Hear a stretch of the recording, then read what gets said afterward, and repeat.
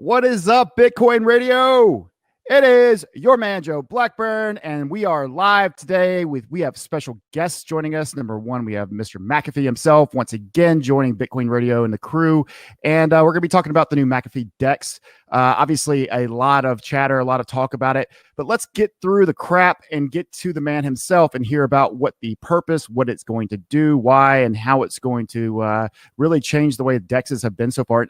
Overall, I think we can all agree, back even from the Ether Delta days, which I use Ether Delta tremendously, but ever since that happened, that moment in time with the ICOs, I haven't had the desire to really track down and chase decentralized exchanges in any way, because I haven't really had a need to, but really because the offering of the proper type just was never there. I mean, I just haven't been overly impressed with anything that's come out yet. So obviously now we have McAfeeDex. It is live. I've been able to play around with it, check it out. It's got some really cool principles. We're going to jump into that. Also joining me today will be Patrick McLain. He is the CEO and founder of Mousebelt. And as most of you know, Mousebelt is the parent company of Bitcoin Radio. So it's an honor to have him back on. He was the star of episode 0, The War. Obviously, we've had McAfee on before too. So we're going to hop right back in, have some hopefully very thorough and exciting conversation with both of them here shortly. As the month of October is starting to wind down, the Bitcoin price has been a little bit, a little bit of a downer.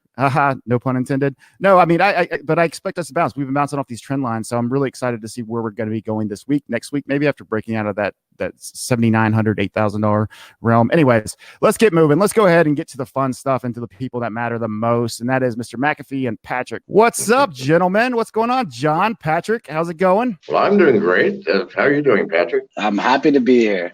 Apparently, I have a cool hat on. Yeah, that's a compliment. That's a compliment. Prior to the show starting, McAfee had given a compliment to Patrick about his hat, so I know Patrick's going to hold on to that. He loves those hats too. I have to return the compliment. Your glasses look amazing. That's what's Are they prescription? Yes, they are prescription. I like it. Is that Janice in the background? That's Janice in the background. Here, and put your head in here, baby.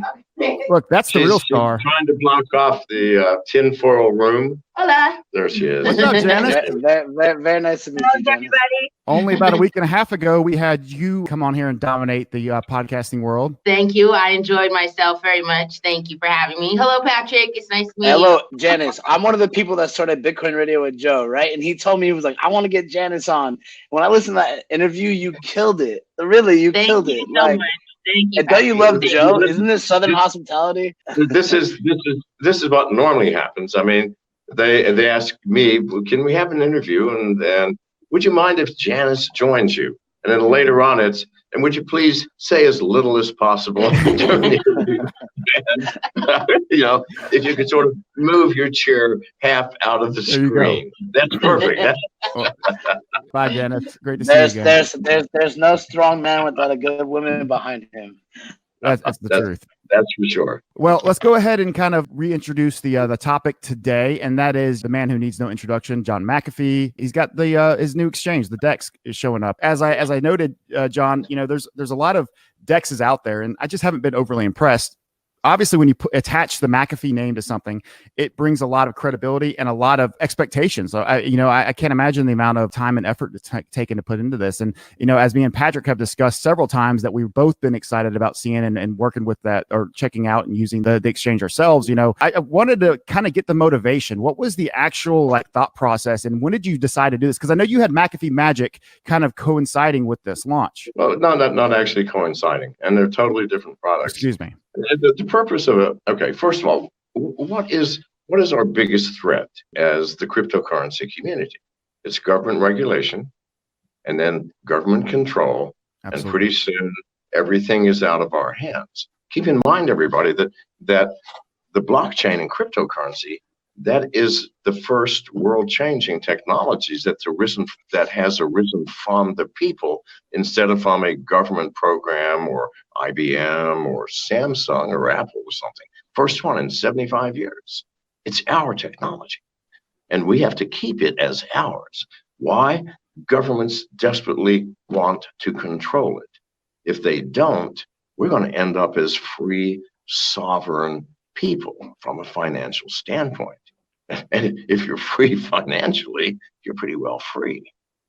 So with centralized exchanges, as has been shown, when China 2 years ago, in one fell swoop, shut down all the central exchanges in China, or India declaring cryptocurrency illegal. You can't own or transport or use any cryptocurrencies. Why? Because cryptocurrencies, if they're used properly by individuals, will allow us to control our own lives, to avoid having to pay income taxes. And in America, I still believe, and I truly believe, they are illegal from a constitutional standpoint, as do millions of others believe that. You're saying you're saying taxes are illegal. Income taxes, not all taxes, in America. In America, it's you're only a criminal if you lie, not if you don't file. Well, that's not true, because I'm apparently a criminal according to the IRS, and I haven't filed, so I could not lie. And that's what I'm saying. You're only a criminal if you file and lie, not if you don't file. I haven't filed. I haven't filed, and still they're amen. In any case, amen. So centralized exchanges are our weak point, along with coins that have no privacy to them. So a decentralized exchange and a distributed exchange has two qualities. Number one, nobody controls it. Number two, if it's distributed, no one can shut it down. And we are both. We ask nothing. You don't have to give your name, your email address, send us any document, tell us what your bank is. Nothing. We don't care. We don't want to know. You just go through the portal and start trading. If you want to add a coin to the exchange, you don't have to pay us any money or negotiate or give us a Ferrari like you have to used to do with Binance. No. Press the button at the top of the page that says add token. Put all the technical specs, and it's in there. It doesn't cost you a dime. So this is for the people, and it is against control and regulation. Now, I don't care what you feel about control and regulation. And, oh my God, we've got to stop money launderers. We've got to stop people from using crypto for bad reason. Well, fuck me. Good luck trying that. It isn't going to happen. We're always going to have bad actors and criminals. And whatever technology we use, criminals are going to take on too. The telephone allowed the mob to control America coast to coast. The automobile increased bank robberies by a factor of 10. You can now get away and get the hell out of town with a getaway car. Does that mean we shouldn't have cars and phones or computers or anything? Fuck no. Stop trying to get rid of crime and bad actors. So I'm saying not going to matter. So people have already created bogus type tokens and listed them. That's no problem. People say, well, take them down. I can't. Yeah. Please God, don't you understand? What I've created is on the Ethereum blockchain. It's there forever. I can't take it down, which is what I'm going to tell the SEC when they come and say, take it down. I go, well, fuck me, I wish I could. I love it. I'll also say, gosh, I'm sorry. I didn't think that the SEC and the IRS would have an interest in this. So, God, I didn't create a way for you to get into it. I'm sorry. I have a question, and I think it maybe kind of leads into what you're saying. I think that all of this is the biggest threat to governments and world powers across the board, right? Because what is their fear? Their fear is that one day they will not be able to collect taxes, right? And the minute that you are able to meet someone in a coffee shop and exchange $10 million in cash for Bitcoin, you bypass this solution, right? And this is their entire power. Their entire power is keeping their currency as the main currency. And then it's their revenue stream, which is taxes, right? This has been their stranglehold of us for now, call it 100 years plus, right? So as we enter this world where, and I think this is exactly where decentralized exchanges play in, right? When we look at exchanges today, and this is part of my fear, we kind of had this beautiful proposition, right? What it was originally called was like ICOs, right? And rather than fucking handling it responsibly, everybody fucked it up and they scammed everyone, and there was like a bunch of shit that happened, which basically opened the door for the SEC to come in and say, these guys are bad actors, therefore they're all criminals, right? And then so now we kind of slightly pivoted to this world of IEOs, right? Which is even more nefarious in my opinion, because what I'm seeing is that what it leads to is Binance and OKX and all these companies being able to control the IEO market. And you know what they're doing to the companies? They're squeezing them, right? They're literally trying to lock up all of the private investors' tokens rather than like playing a fair game. That world seems like it's over. The IEO world seems like it's over. And at the end of the day, the decentralized exchanges seem like the only option. Now they haven't had much traction, right? Now we can debate why they haven't had much traction, and I'll kind of lead to my question here in a second.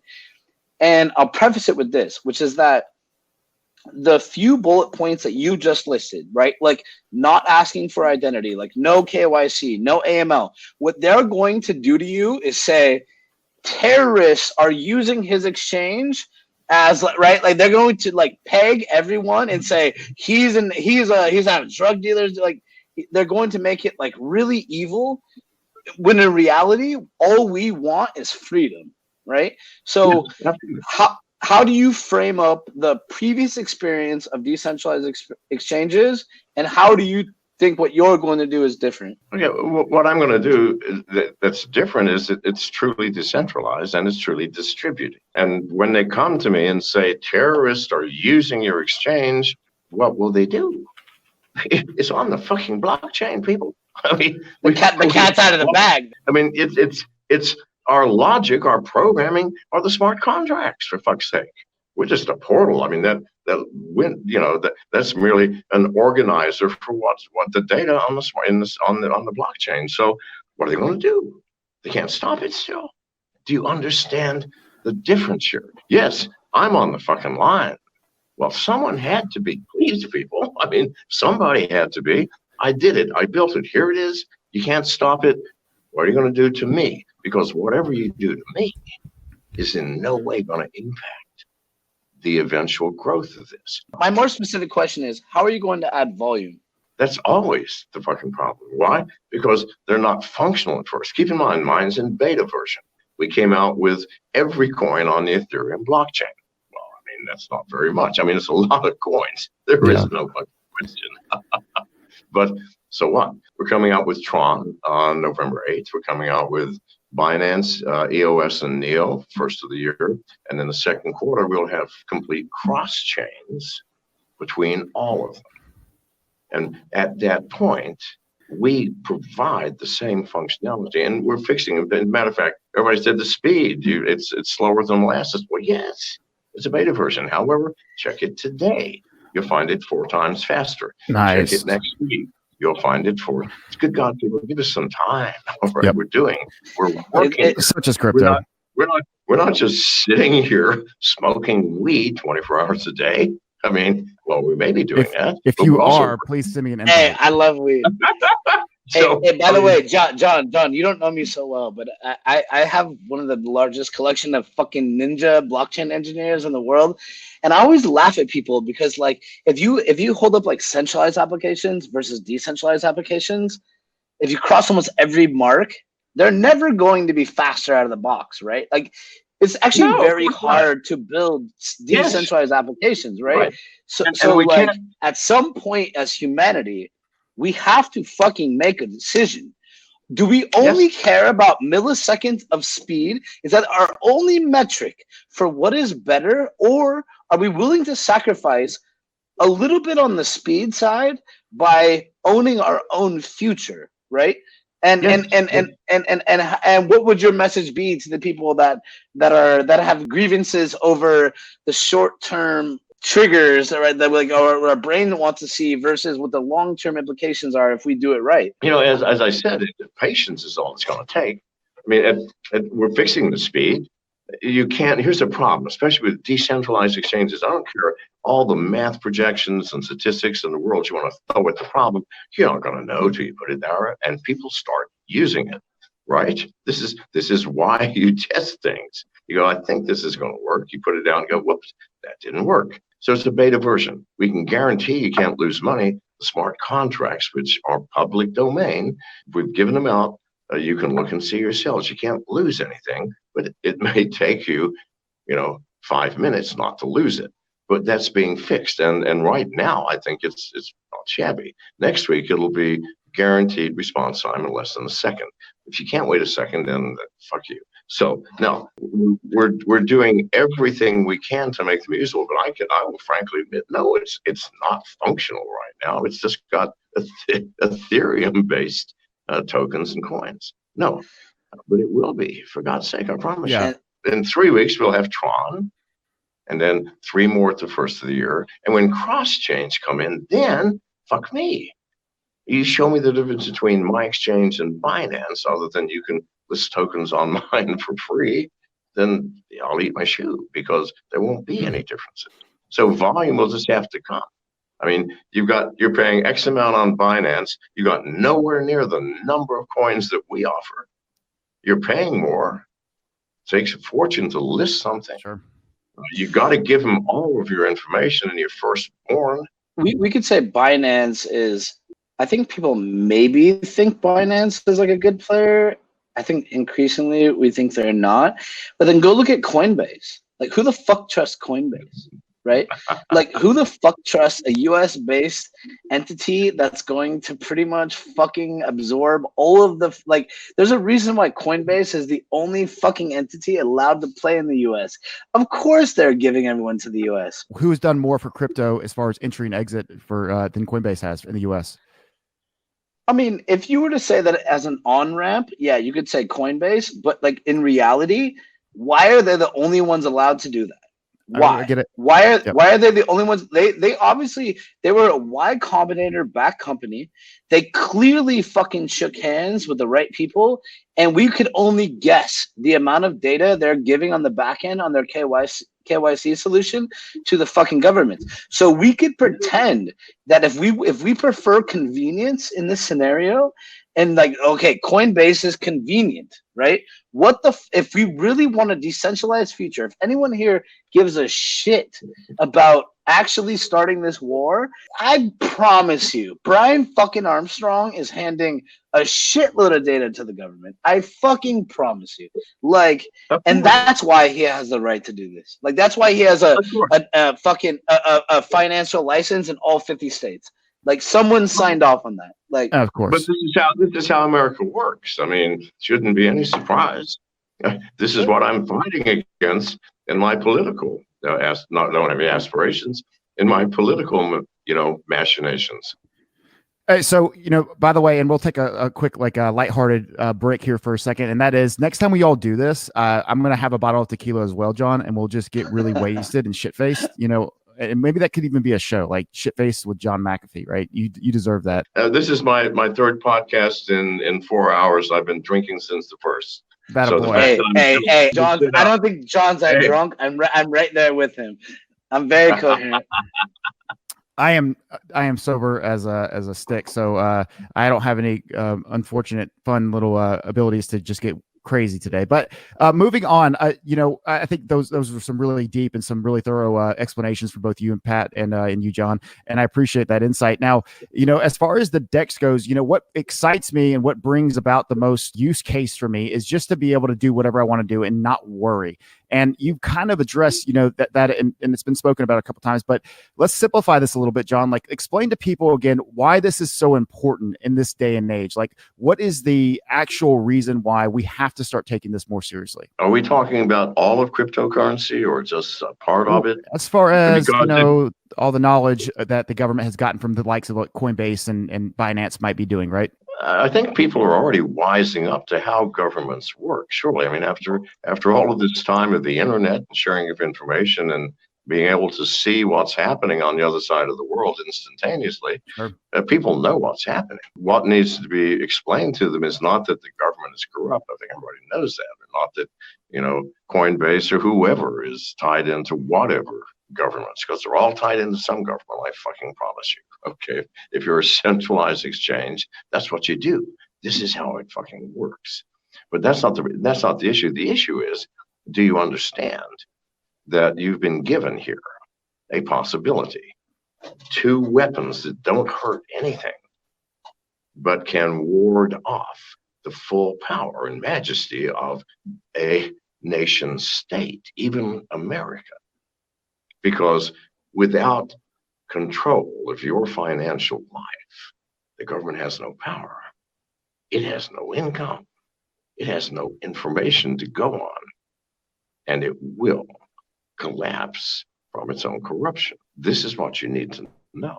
Absolutely. Did I just lose you? What happened here? I added the decks to the screen share. I just wanted to show everybody this is what it looks like. Obviously, this is just the default page when you log in. But so I brought up the screen share. This is actually a live look into what it looks like if you were to go to the McAfeeDex website. Now, you had already explained a little bit earlier about how like you simply like it's really this easy. Add token. You want to add your token if you're a creator of some coin. And the more people we can get to do this, the better. Because what I envision is that as DEXs have existed, they've come and gone. Some of them are still around, but there's never been this one place where we all just agreed to go. And I hate to call it a central location because I don't want to confuse it with centralization, but there's this lack of unity and this lack of, I guess, really even just knowledge on where to go, where we're all going to be. And if we all stop going to fucking Binance, right, and we all start going to these decentralized exchanges, whichever one it might be, and obviously, I'm rooting for you, and then clearly you guys are working hard on this. So, why can't it be McAfeeDex? I mean, I look at this and I say, this is simple, it's easy, it's cheap, nobody has to know my business on this. Why wouldn't you be using this? Now, right now, liquidity and it's a beta version. Obviously, there's some upfront answers. Is this something that you guys are going to pursue and to try to accommodate these holes that exist, like liquidity, or because it's decentralized, you're just going to be like, hey, you guys do what you want with it. Here's my creation. Hopefully, it works out. Well, here's I'm old-fashioned.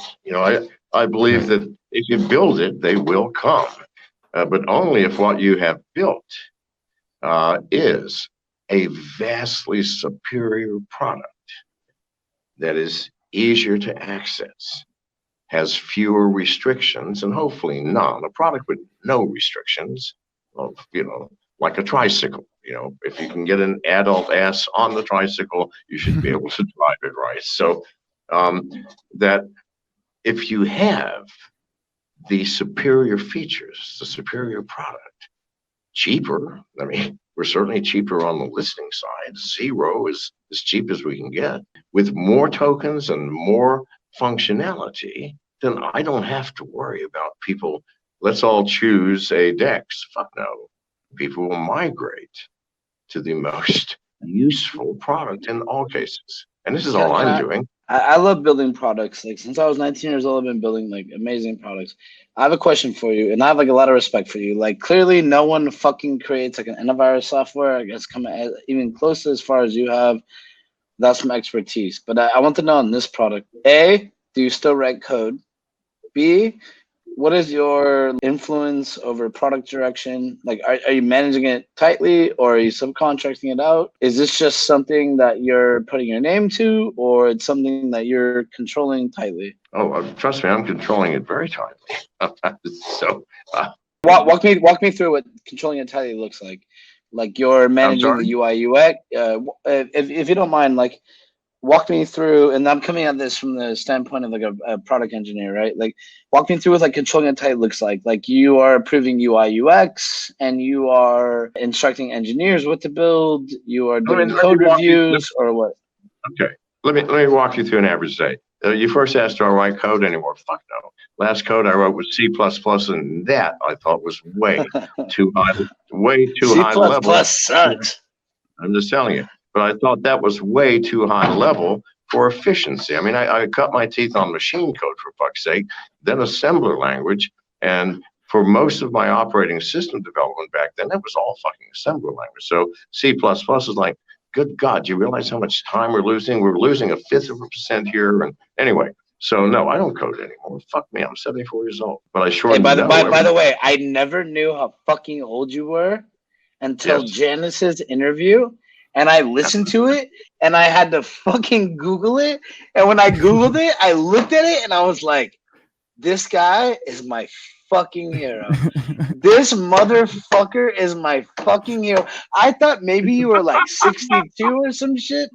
When I heard it and validated it, you earned another 10x in my respect. But I didn't mean to cut you off. You stopped programming, compiling languages in C++. Yeah, no, I stopped programming in probably the late 70s. That's the last programming I did. But trust me, I know as much about hardware and software architecture and how software speaks to hardware and vice versa, and operating system than anybody on this fucking planet. And if you know that, trust me, you'll know anything if you just know what the app, what are the components. You got a computer, you got modem, you got whatever. Trust me, no one can architect better than me. So my days is I'm going through the product. I'm on Twitter looking at people's comments. And by the way, I use Skype. I know that no one under the age of 30 uses Skype anymore. However, it's the quickest way to ping somebody visually. And since I'm in a secure location, it does not matter that Skype has 0 security. You're not going to find my ass through Skype. So anyway, so I'll ping the project. Amen. Hide from those motherfuckers. Yeah, I do. So anyway, let me finish. So I'll call the project manager probably 20 times a day. And I'm sure he hates it. You know, he's in his car taking his kids to school and he's on the phone. And I'm saying, you know, so tell me why we cannot duplicate a trust wallet for all of these things that will react with us. So he's explaining, okay, I got that. Okay, fine. You know, I said, well, do you know the trust wallet developer? And he goes, yeah, I do. I said, I know that Binance bought Trust Wallet, but I wonder if he has a contract with Binance saying he can't develop anything more, because if he doesn't, and I know CZ, I bet CZ forgot to include that in the goddamn contract, then you have, and this is today, by the way, then you have like that the exclusivity in the contract. I bet he doesn't have it. I bet he does. I guarantee he doesn't. In any case, you have that son of a bitch call me, because you know that if he developed Trust Wallet, it's open source, then you know he's got 1,000 things he wished he had done to it. Well, fuck me. I want to talk to him. And then the next call might be, have you solved the timing issue yet? I mean, God damn it, I was just on, it took 16 seconds because we're working. That's my day. I'm just getting on people's backs all the time saying, get to work and what's wrong. You would say that you are kind of like a general project manager, and you kind of like test yourself and also strive for excellence and kind of push people to do things that you think are, or what they think in the short term are impossible. Yes, and push them to get to the next level. Right. See, I'm saying things like, why can't we do this? And they go, well, we thought of that. And I'll go, well, did you try it? Well, fuck no. Well, fucking try it. You know, and half the time it works out.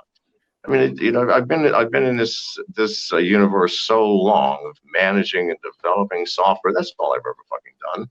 That it's just second nature to me. And so I see things. No, Joe's gonna want to kill me right now because he wants to ask you questions, but I'm like nerding out talking to you right now.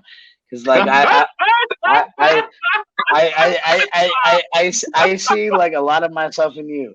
Like you know what I spend most of my day doing? Building like my team builds crazy ass applications. And I look at them and I go, oh, you're telling me that's impossible? Have you tried it? Yes, oh, you haven't tried it?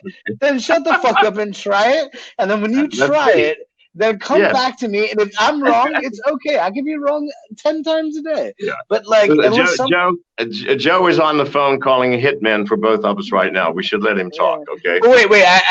Before he gets to that, can you give us an example in your past experience? It could be like McAfee antivirus or another core product that you built where you found that like that strategy of building a product, that strategy of pushing people to kind of break their limits. Can you give us an example where that came to fruition and you saw it like work? This side of me is a very recent side. When I was at McAfee, I was the one that did it all. I mean, you know, I didn't trust anybody. I mean, I had developers and programmers, and we'd get a new virus in, and I would stay up for 72 hours, literally, without in my office, and people are coming in. Are you okay? Get out.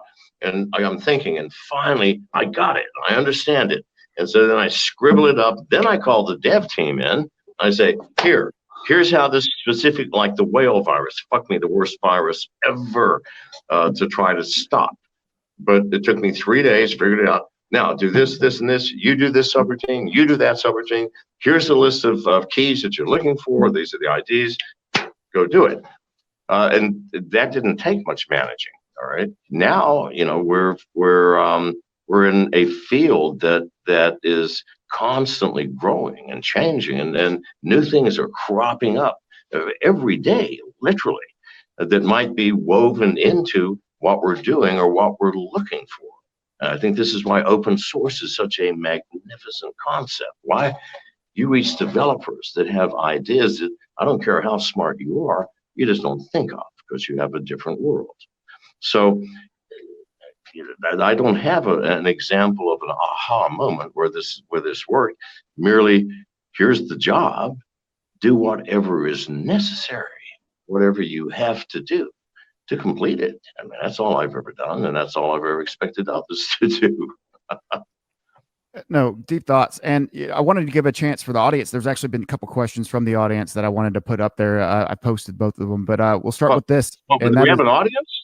Yes, we do. We do. We have quite a large one at the moment. You should be able to see some of the comments rolling through. If you can't, there may be a button on the top right.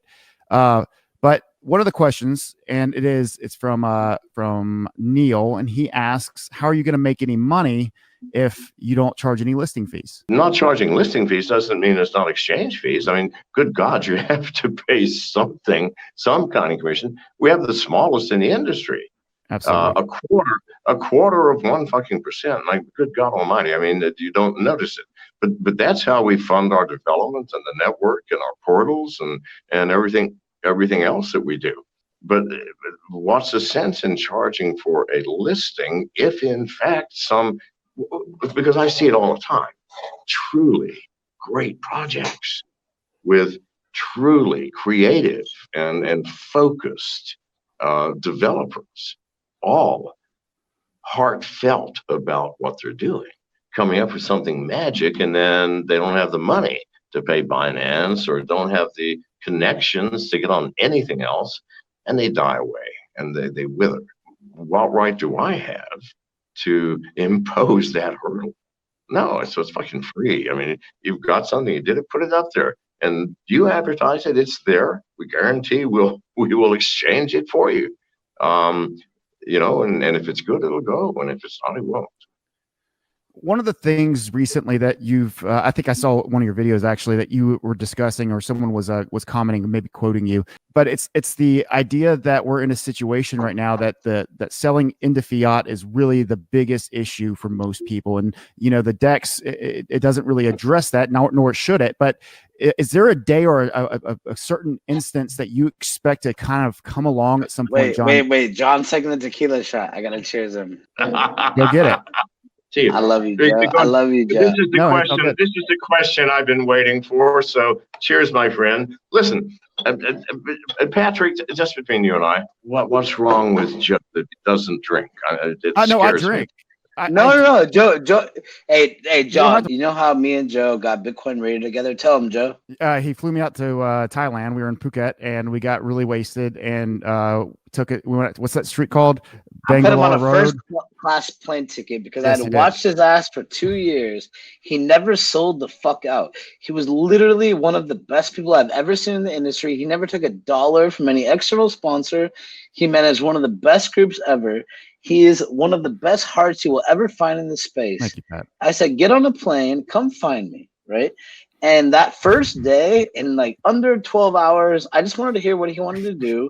And the format he wanted was a podcast. So I said, okay, I'll fund it.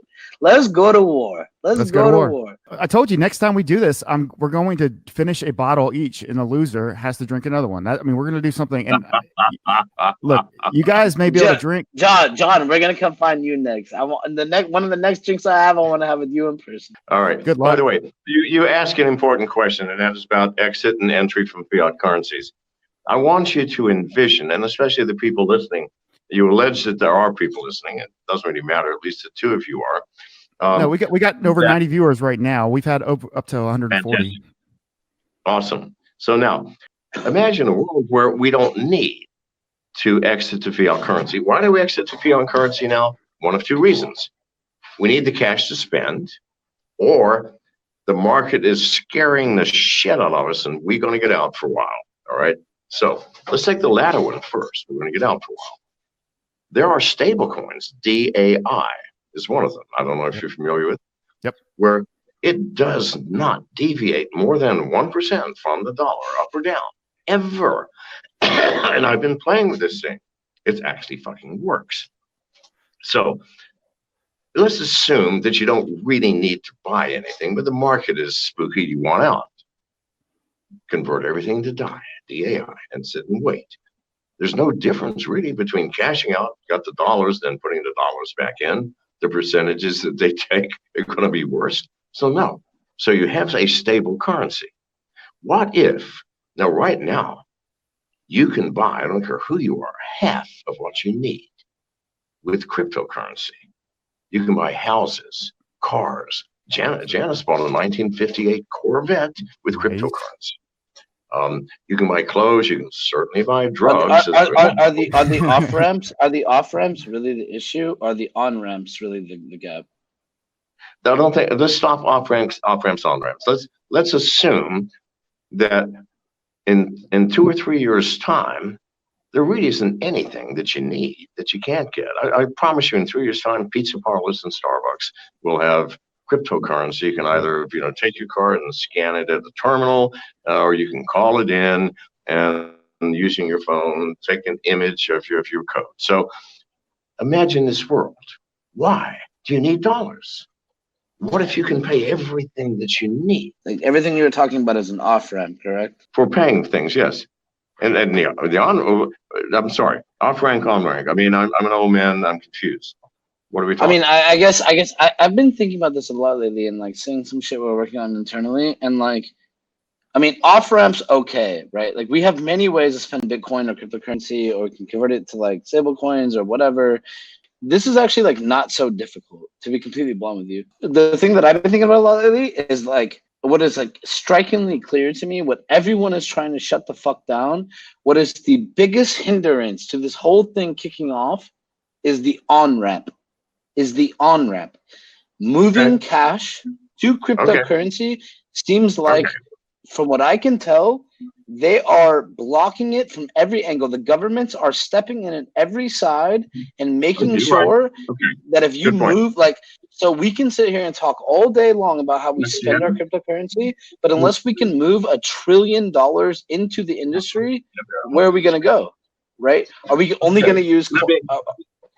I'm bringing Janice in here. Janice. What's up, Janice? So the two guys will actually believe what I'm about to tell you. So now Janice has been with me for 7 years. 4 years ago, maybe 4 years at least, we were in California, and I wanted to test this theory of how hard is it to get into or out of Bitcoin, right? To move cash to Bitcoin, you're saying? To move cash to Bitcoin? Cash to Bitcoin, right. So at the time, I don't know what it's called anymore. You know, there's a whole bunch of some people. Localbitcoins.com. You're talking about localbitcoins.com. I think that was it. Yeah, they have many of them now, by the way. Localbitcoins.com. So you know that the government shut down cash transactions from localbitcoin.com. How do you do that? They literally banned it. They made it illegal. They blocked it from their site. No. Making something illegal does not shut it down. Okay, 100%. Smoking marijuana is illegal, but it has not shut it down. Same 100%. thing. No. Okay, so now, I wanted to see if I could buy $10,000 worth of Bitcoins, right? So I made a couple of calls, and on the second call, the guy said, "Sure, absolutely." He met us at a coffee shop on the edge of Oakland. What? Yeah, near Oakland. Near Oakland, California, sort of up there near the mountains, not very well frequented. He came on a fucking bicycle with a backpack, and I got $10,000 worth of Bitcoin at market price. Right. And then later, I wanted to know if I could sell $10,000 for more. And somebody shows up again on a bicycle with a backpack full of cash and gives me $10,000. Now, I mean, okay, That's and awesome. now just a few months ago in Cuba, okay, so in Cuba, people were coming to me because in Cuba, you don't have any way of getting anything, and wanted to know if there's any way they can buy crypto for cash. All right. I hear what you're saying 100%. And after this call, you and me are going to talk for a few minutes, I hope, and I will fucking tell you all the experience I have. And I 100% agree with this, right? And here's the end of the day. Like, are there people to meet us in coffee shops on both sides of that sales process who will either buy or sell from us? Yes. And is that what we should be duly obliged to do as humans, where we can meet any other human and sell or buy whatever we want at any time without any conflict? Now, then we go to the next step, right? Which is what you've been talking about, right? And go to episode 0 of Bitcoin Radio, what we call the war, right?